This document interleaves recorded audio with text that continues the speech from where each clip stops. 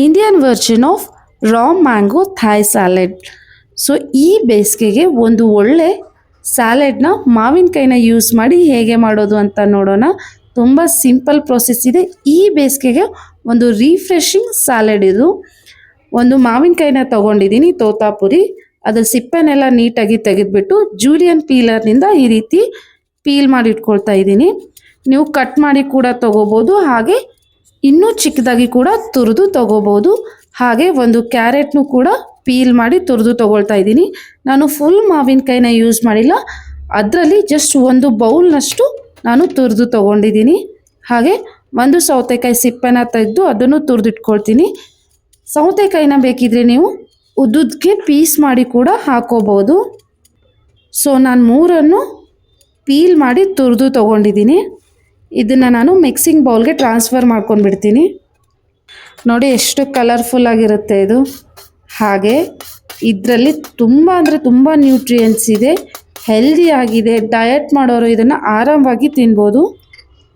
ಹಾಗೆ ನಾನು ಒಂದು ಬೌಲ್ನಷ್ಟು ವೈಟ್ ಮತ್ತು ಪರ್ಪಲ್ ಕ್ಯಾಬೇಜ್ನ ತೊಗೊಂಡಿದ್ದೀನಿ. ಒಂದು ಸ್ವಲ್ಪ ಈರುಳ್ಳಿನ ಹಾಕ್ಕೊಂಡು ಬಿಡ್ತೀನಿ. ಹಾಗೆ ಟೊಮೆಟೊನ ಕಟ್ ಮಾಡಿ ಹಾಕ್ಕೊಳ್ತೀನಿ. ರೆಗ್ಯುಲರ್ ಯೂಸ್ ಮಾಡೋ ಟೊಮೆಟೊನ ಕೂಡ ನೀವು ಚಿಕ್ಕದಾಗಿ ಕಟ್ ಮಾಡಿ ಹಾಕೋಬೋದು. ಸೊ ಈ ಸ್ಯಾಲಡ್ನಲ್ಲಿ ಮೇನ್ ಥಿಂಗ್ ಅಂದರೆ ಇದರ ಡ್ರೆಸ್ಸಿಂಗ್ ಮಾಡೋಕ್ಕೆ ನಾನಿಲ್ಲಿ ಒಂದು ಸ್ವಲ್ಪ ಬೆಳ್ಳುಳ್ಳಿ ಹಾಗೆ ರೆಡ್ ಚಿಲ್ಲಿನ ತೊಗೊಂಡಿದ್ದೀನಿ. ಚಿಲ್ಲಿ ಬೇಡ ಅಂದರೆ ಚಿಲ್ಲಿ ಫ್ಲೇಕ್ಸ್ನ ಯೂಸ್ ಮಾಡ್ಕೋಬೋದು, ಹಾಗೆ ಗ್ರೀನ್ ಚಿಲ್ಲಿ ಕೂಡ ನೀವು ಯೂಸ್ ಮಾಡ್ಬೋದು. ಸ್ವಲ್ಪ ಇದನ್ನು ಜಜ್ಕೊಂಡು ಬಿಡೋಣ. ಇದಕ್ಕೆ ನಾನು ಹುಣಸೆ ಹಣ್ಣಿನ ರಸನ ಹಾಕ್ಕೊಳ್ತಾ ಇದ್ದೀನಿ, 1 ಟೇಬಲ್ ಸ್ಪೂನಷ್ಟು. ಆ್ಯಕ್ಚುಲಿ ಇದಕ್ಕೆ ಸೋಯಾ ಸಾಸ್ನ ಯೂಸ್ ಮಾಡ್ತಾರೆ, ಬಟ್ ನಾನು ಹುಣಸೆ ಹಣ್ಣನ್ನು ಯೂಸ್ ಮಾಡ್ತಾ ಇದ್ದೀನಿ. ಒಂದು ಅರ್ಧ ಸ್ಪೂನಷ್ಟು ಬೆಲ್ಲನ ಹಾಕ್ಕೊಳ್ತಾ ಇದ್ದೀನಿ.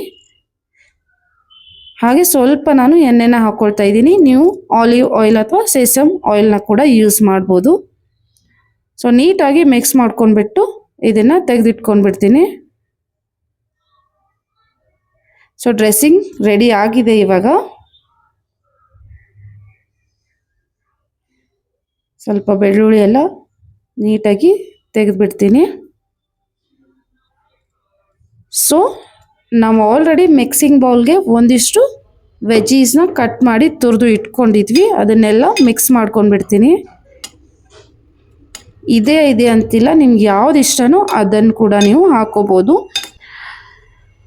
ಸೊ ಇವಾಗ ಹುಣಸೆ ಹಣ್ಣಿನ ರಸ ಮಾಡಿಟ್ಕೊಂಡಿದ್ವಲ್ವ, ಅದನ್ನು ಮೇಲೆ ಹಾಕ್ಕೊಂಡ್ಬಿಡ್ತೀನಿ. ಎಷ್ಟು ಬೇಕೋ ಅಷ್ಟು ನೀವು ಹಾಕ್ಕೊಳ್ಳಿ, ನಿಮಗೆ ಹುಳಿ ಸಿಹಿ ಎಷ್ಟು ಇಷ್ಟ ಆಗುತ್ತೋ ಅಷ್ಟು.